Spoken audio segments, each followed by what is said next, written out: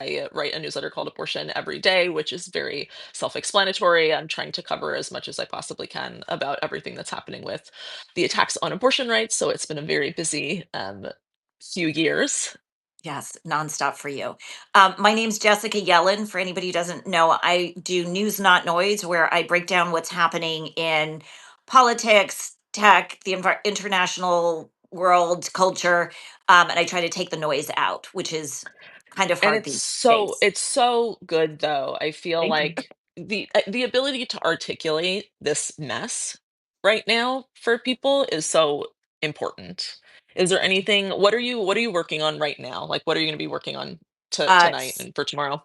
So I'm focused right now on the Kilmar Abrego Garcia case, the man who was taken and the Maryland man who was taken wrongfully from the US and put in that torture prison in El Salvador.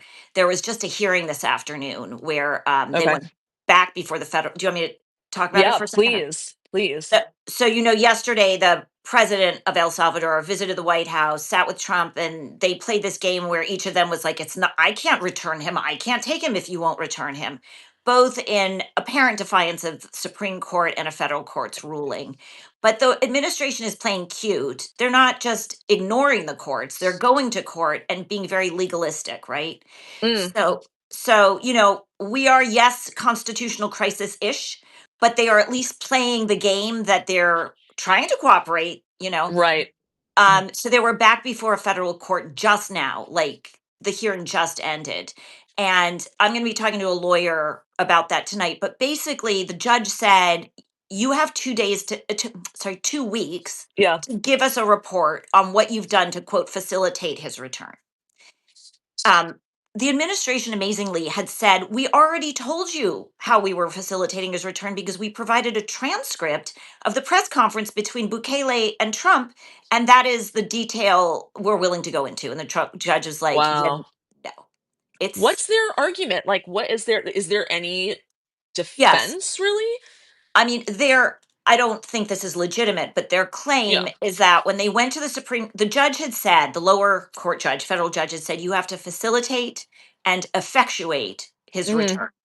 And then they argued no federal judge can tell us what to do when it comes to foreign policy. Foreign policy is ours, not up to the federal courts. So the Supreme Court said you 100% have to facilitate, but you do have some flexibility when it comes to foreign Mhm. policy. So we need the lower court judge to decide what effectuate means. And so they're playing this game around, we're going to facilitate, but we're not going to effectuate. And now there's this whole Jesus. dance around what does each of these words mean? Wow. Do you think that the backlash is making an impact at all in the White I House? do. I do. Yeah. Well, I think it is for members of Congress. Like Chuck Grassley, who is one of the most conservative members of the Senate, helped suggest alternative electors on January 6th, like is fully Yeah. in Camp Trump, is being brutalized at home at town halls, Right. including over Abrego Garcia. Right.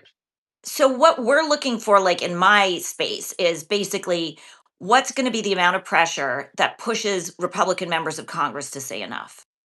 Oh my And God. that's building. We're not there yet, but it's building.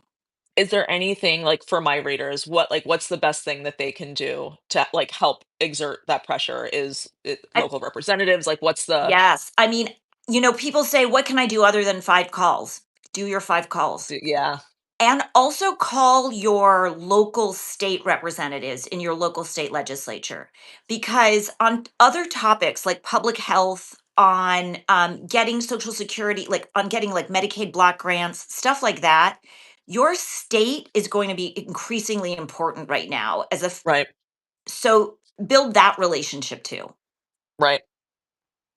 Just a nightmare, just a total fucking nightmare. Um, It's I wild. wanted to make sure that we talked about because so many people have been asking me about this, and because my brain has been like all abortion all the time, the SAVE Act. I've gotten Mhm. so many questions about the SAVE Act. Can you just like give like a short explainer Sure. for Yeah. people who like don't understand what's going on? Yeah. So this is a piece of legislation that the Republicans in the House have passed. It is not passed the Senate yet. We'll see what Hmm. happens. That they say is designed to make sure that non-citizens cannot vote, so that it's only citizens voting. And it would create new identification rules to get to vote. Right. And I just want to get these right. It means that you're going to have to present documents. So, a birth certificate, a US passport, naturalization paperwork, some of the real ID to prove that you're a citizen. Problem is that a lot of people's birth certificate doesn't match their other documentation Yeah. because, for example, they're married and they took their husband's name. So, there's 69 million married women for whom that applies, and they have to go out and get a birth certificate. They have to get all Right. this documentation, which costs anywhere between $140 to $170. I don't see how that's not a poll tax, right? It Right. only applies to those Right. people. And It's time, like, that's the time and energy it takes to do. I just went through the process of getting my real ID, and it was a fucking nightmare. right. Like, it takes It's a long time. an obvious hurdle, a barrier to voting. There's 21 million people who don't have these documents apart from being married women, and Right. half of Americans don't have their passport. It also eliminates, like, signing up online to register. It just is another way to depress engagement, voting engagement. I don't know if it'll pass the Senate. We're going to have to Yeah. see. And I don't know what the courts will say about this. Yeah. How much do you think, like, the all the comments I'm getting are, and it's so hard because you don't want to lean into scare tactics, but I think there's a lot of people who are feeling like, especially given everything that's going on with attacks on reproductive rights, that this is like a deliberate attack on women's right to vote, as opposed to they are just doing this badly, right? Like, how much deliberateness do you think is there Well, there's no it's I think the intention was really, like, to create more barriers for everybody to vote, for everybody? right? Right. It was not specific to, "We just wanna Right. screw over married women." But the outrage and the over this has been loud, and it's been going on Yeah. for months, and they did nothing to change it. So, I think from that perspective, it's a value add to them. Right. Right. Oh my god. Feature, not a bug. Feature, not a bug. Oh my god. I feel like there's so much I want to ask you. We're gonna have to do this often. I kn I feel like we should do this on the regular. I'll take can I well, you go ahead, and then I wanna ask you a couple questions too. Yes, please. So no, I wanted to talk to you about this thing that I'm writing about now, because I was telling you I know that you've written a lot about RFK and the Make America Healthy Again stuff and like the contaminants in the water. And I don't know if you saw this, but it's something I wrote about last night. I'm going to write a lot more about it soon. But basically, in Texas, they're trying to advance this bill that would mandate that certain wastewater stations test the water for birth control, abortion medication, hormones that would, indicate someone was using gender affirming care. And it's part of this like broader um, anti-abortion strategy that they're calling the clean water bills. Yes. Can you I Ironic. mean, clean water bills. And it's like, it's insane, and it's from Students for Life, and their whole thing is abortion medication is poisoning the wastewater, and that's why you can't let women have abortion medication. You can't let them flush their abortions. They need to like, it's a really gross, Wow. terrible thing. But now, and I it's so funny because I when I was writing about it like 2 years ago, I said, if they are successful in this at all, what's to stop them from saying birth control is poisoning the groundwater? And now here we are in Texas. And it just seems very, very targeted to me towards the RFK sect of people who have really sort of bought into a lot of these conspiracy theories about the groundwater. And so I'm just wondering if you heard anything about it, because it's I wasn't aware of this wrinkle, but it's fascinating because this is happening at the same time that the EPA is abolishing all these regulations, mm, limiting forever chemicals, removing, crucial pieces of the Clean Water Act, where they are allowing pollutants into our water in ways that have not been allowed for the longest time. But right. they are we're seeing this again, selectively choosing to appropriate that language for another agenda, right?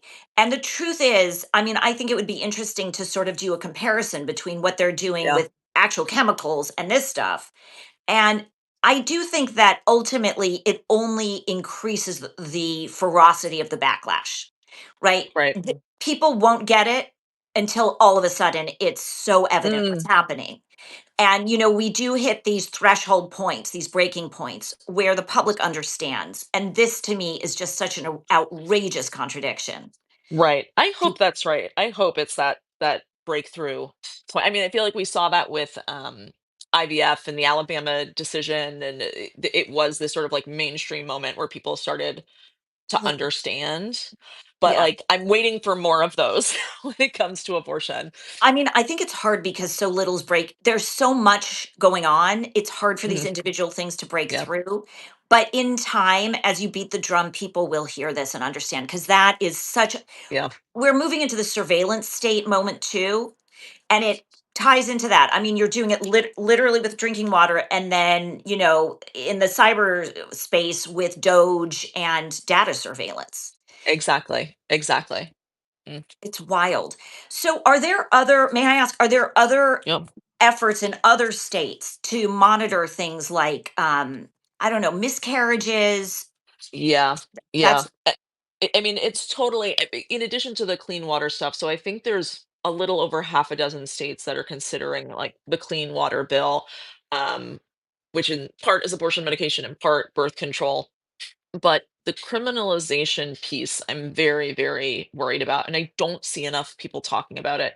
There are, I think, 12 states that since January have considered what they're calling equal protection bills, which would give fetuses equal protection and mandate that states treat abortion as homicide and charge abortion patients as murderers. And in a lot of those states, that could mean the death penalty, right? Like it's literal murder charges.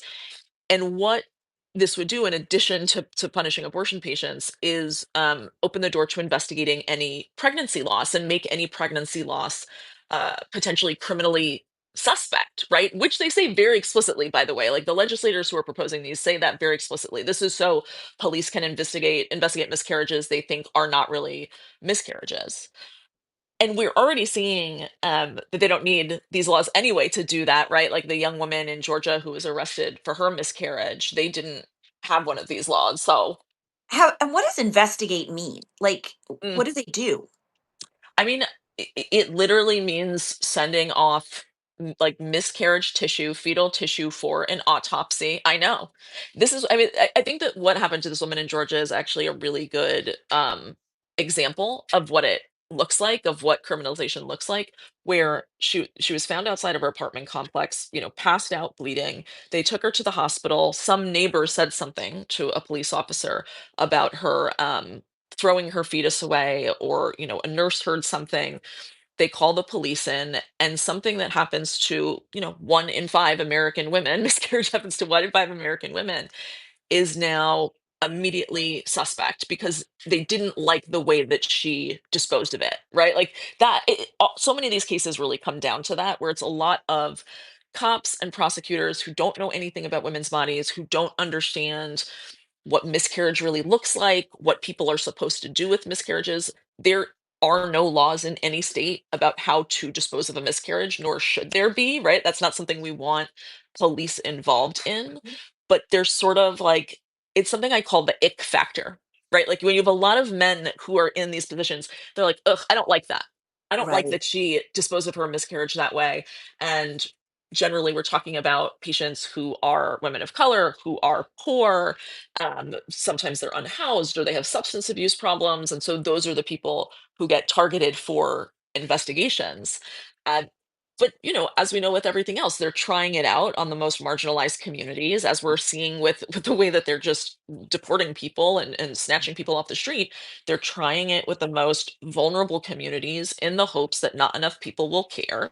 And then it comes for the rest of us tomorrow. But it makes me bananas that we don't see so many people talking about these bills and the normalization of them, right? Like you have dozens and dozens of representatives signing on as co-sponsors to this legislation. This is not like one random bill every once in a while by some outlier extremist. It's becoming extremely normalized.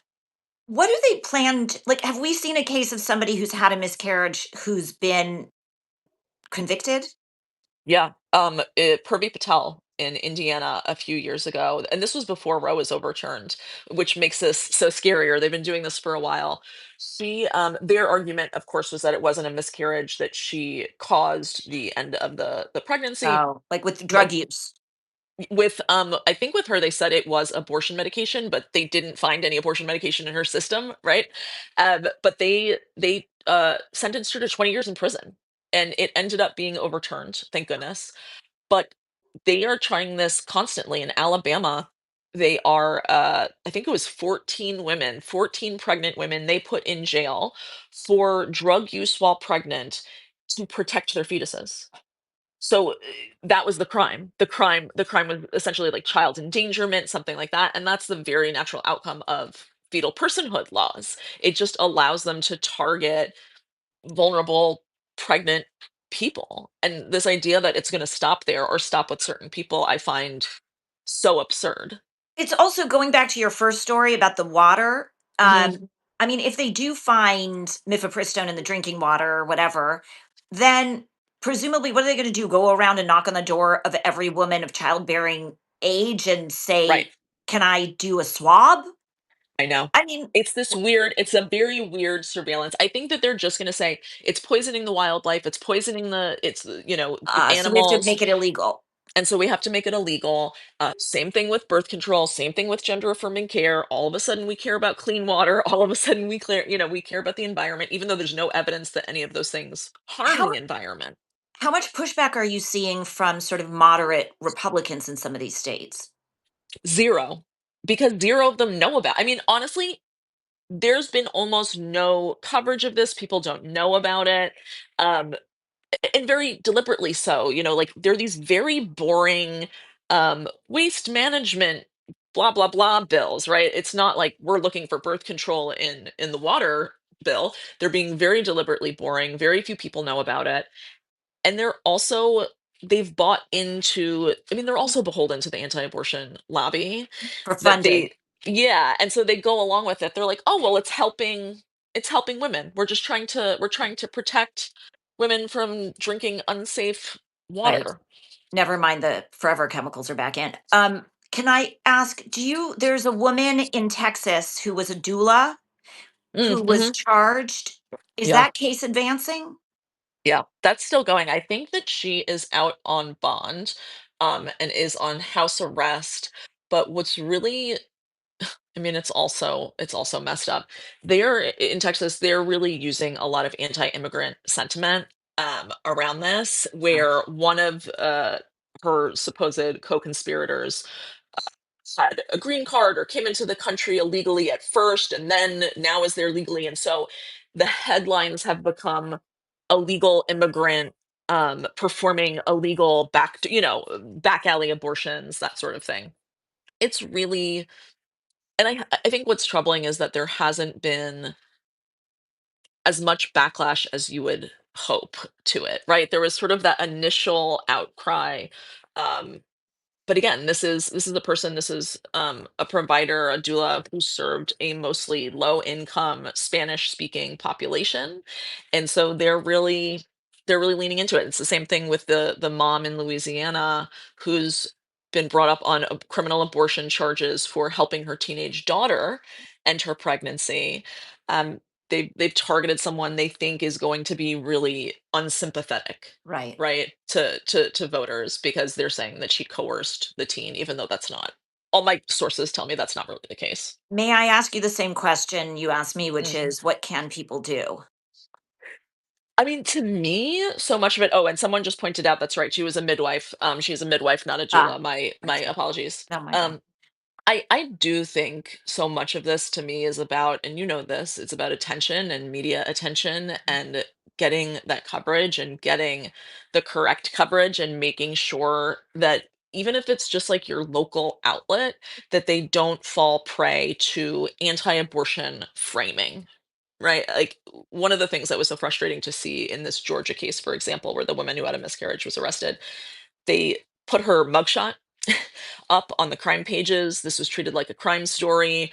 It was very sensationalized.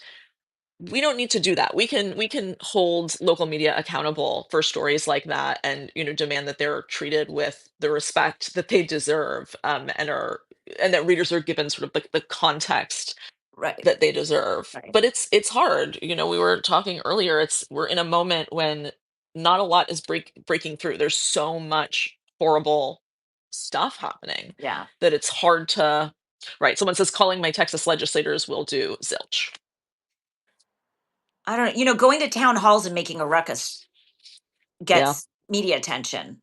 You Yeah. know, getting 10 friends to go to a town hall and ask a question on the same topic makes it a Yeah. thing. So that is a way to break through. It also becomes viral on social media potentially. That's a big deal. Yeah. I think that Um, that's right. I mean, we got to everybody's got to do what they can that's in their neighborhood and is accessible to them. Exactly.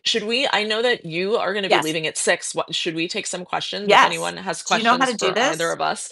I mean, I just read stuff, and I have my social media strategist, Agnes, on Slack. I've just started using Slack recently, like It's a total amazing. novice. It's amazing. So she can, like, highlight some. Is anyone having town halls right now? Actually, that's a good question. How do you find out, like, who is Yes. having So town halls and when? what you can do is you call your local every representative has a local district office. And usually if they have multiple offices. So you Google like the name of your representative, their office, you call and you say, I'd like your calendar of town hall, your calendar of Mm, events, or add me to your newsletter. And right. you can get that. And then you find out when they're doing all their public events. Some people are doing town halls, some people go in front of the local grocery store and take questions. You have Mm, the right. You can also ask your local representatives aide in their office to take a meeting with you. Anybody mm, has the right to do that and share your concerns. Um, yeah, I love that. I'm trying to see if anyone else has any other questions. Someone's question is just, like, sticking there at the bottom. I don't know I if know. it's Let the me see. same. I I don't think know we if can it's the scroll same back. for you. Ooh, I love Our that. Yes, If we are please. going to lose, we should lose loudly. Someone writes, yes. Yeah. That is the big thing for me. I think I worry so much about the normalization piece of it. I think there is just this, especially with abortion, um, there's just this hope that we're gonna get used to it. That, oh, another woman arrested for a miscarriage. Like, are you fucking nuts? That's insane. That's insane. It needs to be treated as if it is totally insane every single time, right? Like, we can't let this become business as usual. Women's pregnancy loss being, criminalized as business as usual. That is the thing that really scares me the most, honestly. Ugh. I have How to. are you both taking care of yourselves? Sorry, go ahead. Oh, that's a good question. I mean, Yeah. do you want to go first? Are you I taking care of mean, yourself? let's be real. Let's be real. No, I'm not. I will. I've promised my husband that I will, but it's difficult. I do think, honestly, conversations like this, the community online, I think really is helpful and makes me feel like I'm taking care of myself, like finding that sense of community. I You know what agree. I mean? I think does make a big difference. What about you? One of the hardest things for me has been like, as much as I love having the direct engagement that you get from social media, it also is isolating. And Mm, so I find conversations like this, like, also feel good. mhm. Um, like, we're not doing this alone, each of us. Yeah. Um, and I also have like, I live in LA, so I've learned to get a little woo woo. And I've developed like breathing practices, Oh, I love it. there's a breathing practice I teach my audience. And some of the ways you just have to like, sometimes just take off like, if you really feel like you're riding in the story and you're not in your body and you're not centered, Mm, just take off your shoes and walk in grass or dirt. It's literally yeah. grounding. That's good advice. I may do that. I am, like, very, very lucky to have an actual backyard in Brooklyn, so I have I had may the try that. experience when I was living in an urban jungle. I once, this is terrible to admit, but I once took my shoes off and stood in a potted plant. Like anything I needed. I could not love that more. That is like a real true commitment to self-care. I I love was like that. trying. Anything. Lauren wants to know, is there any message in particular you've found successful when you post on social media? I'll let you go first. I'm gonna think about that. I mean, in general, I always tell people, say what you're saying. Mm, So if you're like, there's this thing happening and I want people to know about it, don't just post it. Say, I want you to know about this and share this so more people are aware. yeah, Then yeah, share and then say, would you share it? Like, make the ask yeah, and go all the way with the ask. I yeah. also find that as much as people want to be rageful, sometimes turning down the rage to stay in Mm, the zone of like sharing and communication and wanting people to know, like if you can channel compassion rather than mm. outrage, it sometimes actually connects better. Yeah, I was gonna say, I think for me, the thing I've noticed is like I'm angry all the time, but it is when I take a beat and I'm a little bit more vulnerable on a social media post, right? Like that is what tends to connect with people. If even if it's like you're sharing a personal story or you're, sharing someone else's personal story who's, put it on social media, I think that people do want to feel connected. Yeah, It feel like what's yeah, happening right now is so it is isolating. It is really difficult and anything that like gives that connection, I think totally. makes a huge difference. Do we have time for one more? Yeah. Let's see. Oh, I like this one. Someone asks, "What is one thing I should do today for my 7-year-old daughter tomorrow?" Oh, I know that's gonna kill me. I'll say for me, I think about this a lot because I have a 14-year-old. Um, when it comes to abortion specifically, it's really important to me. I want to try to win fights that she's not going to have to win over again in 20 years. Like, I mhm. want to win it for good. I'm not trying. That's why, I understand the incrementalist approach, but I'm really trying to get this thing done now for good so that she never has to go through this again, so that we don't have another moment like we did when Roe was overturned. Like, I just don't want that for her. And so I think if there's anything that we can do for our daughters today, it's to fight for something that's lasting. I love that. There's so many things we could do a whole talk on this. I guess one thing that I'd say is my sort of like hobby horse right now is the idea of coalition and modeling for her that it's possible to work towards something you both believe in, like abortion rights, with someone who disagrees with you on an Mm, issue. There's so much purity testing right now. It's one of the reasons the vast majority of Americans stand against a lot of what Trump's doing, and yet there's not an organized pushback. mm, Because so many of us are divided because we don't agree on 100% of everything. And I think if you can model to your family and your kids, this is a person I disagree with on some things, but I love them or I'm working with them on other things, yeah, that's going to teach them how to build that coalition that's essential to winning in the future. I love that. That's great. Thank you so much for doing this. I know you have to Thank jump you. off, but we should do it again. This was I would love it. much needed. It was I much, agree. much needed. Me too. Thank Thank you for you. all you do, Thank really. My gosh, thank you. And thanks to everyone for joining. Oh, and someone said Plan C. Yes, order abortion medication online Correct. now. While you still can. Please. um, I know, terrible. No one Ah, likes to have me at a party. that's how I Thank you. feel too. No one likes to have me. Debbie Downer, We yeah. will do we will We'll do do this again. great. Thank you to everyone who joined and for asking such terrific questions. I really appreciate it. See you soon.